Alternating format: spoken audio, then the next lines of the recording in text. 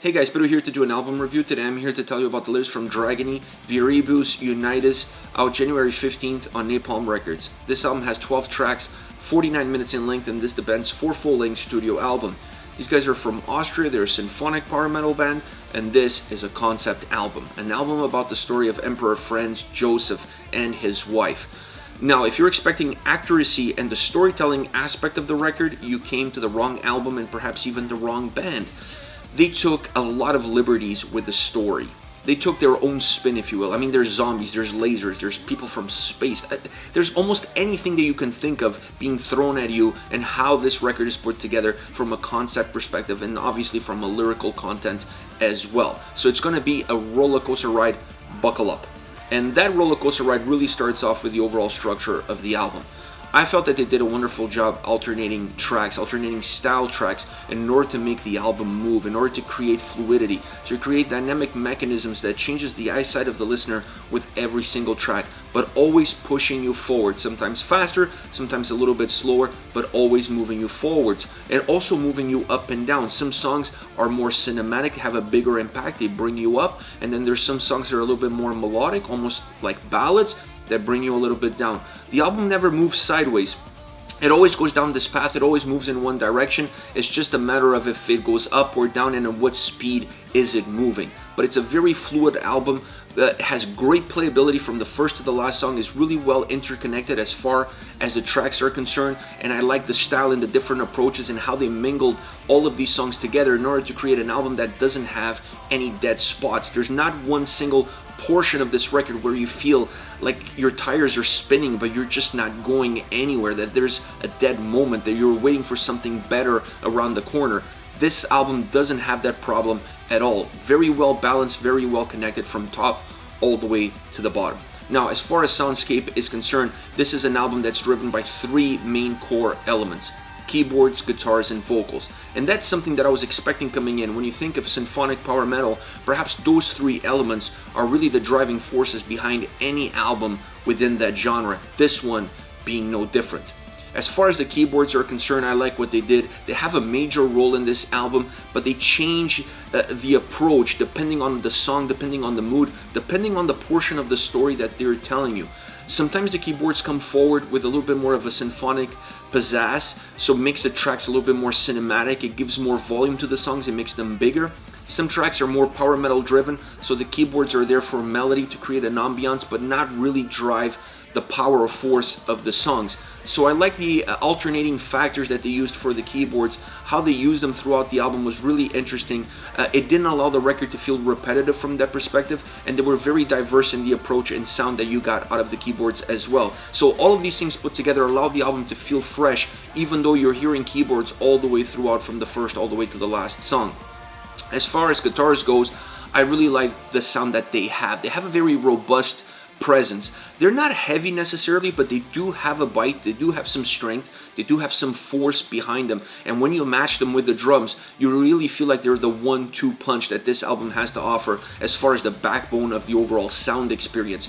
This is an album that's very rich in sound, with all the elements coming together in equal amounts to create this really larger than life experience. Very cinematic, very powerful, very strong. It feels like it's expanding throughout the whole record and filling in all the open gaps that the album has. So from an overall sound perspective, the guitars play an important role, because more often than not, they're one of the driving forces of the songs. And if they're not the driving force of a specific track, they're at least creating the foundation for the other elements to jump into the driver's seat and push the songs forward. I love the solos on this record. Really interesting approach as far as that's concerned. A little bit of an old school feel, an old school vibe into how they were put together and where they came in within the songs.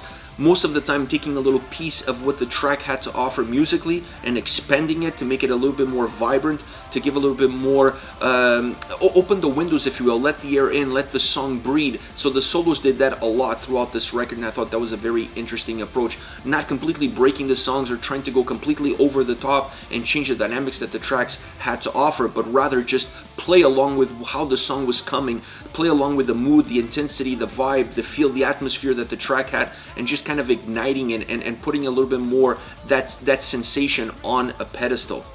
As far as vocals goes, I love the vocals throughout the record.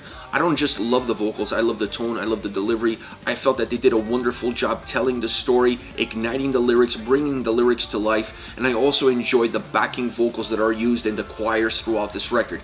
If you have a concept album, and if you have a symphonic power metal concept album, the vocals are very important, and how you use those choirs and backing vocals, it's even more important, because they are there to kind of help not just the storytelling aspect, but to help the power, the cinematic atmosphere, to help the volume, the presence that the overall album has to offer.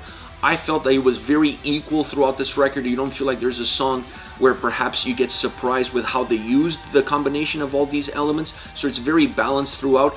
The only thing that I felt that they have to be a little bit careful with is that they fell in love with the choirs and the choruses a lot, and it starts to feel a little bit repetitive, or at least it starts to feel like you know what's coming, and it takes a little bit of the surprise when you're moving into a new song. They didn't overuse it, but I felt like there was a little bit too much of it, and it starts to become a pattern. You want to stay away from patterns. You want to keep the listener engaged as much as possible and not give them a sense of knowing exactly what's coming around the corner. And I felt a little bit of the choirs had that feel. Overall, I really enjoy the album. Taking that away, the album is absolutely magnificent top to bottom. This is an album that, in my opinion, is going to really set the bar as far as this genre is concerned, and even perhaps as far as power metal is concerned, because it's a very well crafted, very well constructed, very well delivered record. Doesn't have any weak spots, very strong top to bottom, very well combined as far as all the musical elements coming together, and vocally nearly perfect throughout every single song. So I love what they did with this record, and like I said, really setting the bar as far as this genre is concerned. Now, as far as songs goes, I want to start off with Love You to Death. I love this song, majestic opening. I love the openings, the intros that they built into the tracks on this record. Really added a sense of telling you exactly where you are within the story. This one is no different. Great intro, like I said, great power from the drums and guitars. They come together as a 1-2 punch, and they create a very heavy bass line for how the rest of the track feels and sounds. The keyboards add atmosphere, they add melody, they add this nice fragrance to the overall track, and it brings that cinematic vibe to life. You have this abundance of sound coming from the drums and guitars, and then the keyboards add the more cinematic aspect to the track, combining it all together in order to create this huge volume that's coming at you with every single turn. The chorus is very bombastic. The choirs in the chorus add to that feel. They make it feel larger than life. They give it a lot of presence, a lot of substance. It works really well with how the song is constructed. It doesn't kill the track. It actually ignites the song, and it impacts the overall approach as far as vocals are concerned. I like the more controlled aspect of the verses because it helps with the storytelling aspect, and then I like the bombastic choirs in the chorus in order to make the song feel really big. Next, Made of Metal, super catchy track. Power metal song, you still have a lot of symphonic elements, but it's a more power metal driven track, and it's super catchy, super hooky. The keyboards bring a different vibe on this song. Instead of bringing that cinematic, over the top sound, they bring more of an 80s pop video game style vibe, and that's really interesting because it plays really well with this song. This feels like almost the track taken out of the late 80s, early 90s power metal scene. So creating a keyboard sound that goes with that era fits perfectly into how this overall song is constructed. The drums and guitars once again creating a very heavy bass line, a powerful, strong bass line that pushes the song forward, gives it a little bit of a drive, has a little bit of bite. The vocals are once again more controlled in the verses, perhaps a little bit more linear, if you will, and then more bombastic with the choirs coming in the chorus in order to be that climatic moment that you need for the song to explode in the ears of the listeners.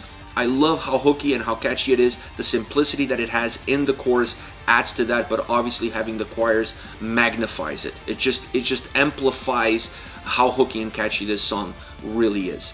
Last but not least, Battle Royale. This is the longest track on the album, just over the 6-minute mark. It has a feel of a power metal ballad.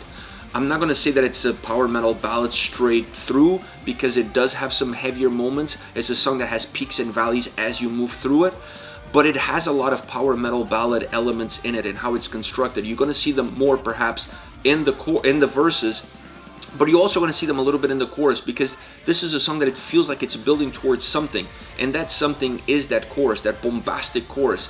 So this is a track that has a little bit of that more stripped approach in the verses, more over-the-top approach in the chorus, giving you this up and down roller coaster feel from top all the way to the bottom, mixing a more power metal driven sound with a more symphonic approach, creating a very epic track. Not just epic from the length of the song, like I said, the longest track on the album, but epic in how all these different elements are coming together, how the guitar solo sound, how the over guitars are played, how the whole song is constructed. This is it. This is Dragony with Viribus Unitis. Let me know your thoughts on the band, on the singles, on the album. Use the comment section below. I'll be reading those and getting back to you. Take care, guys.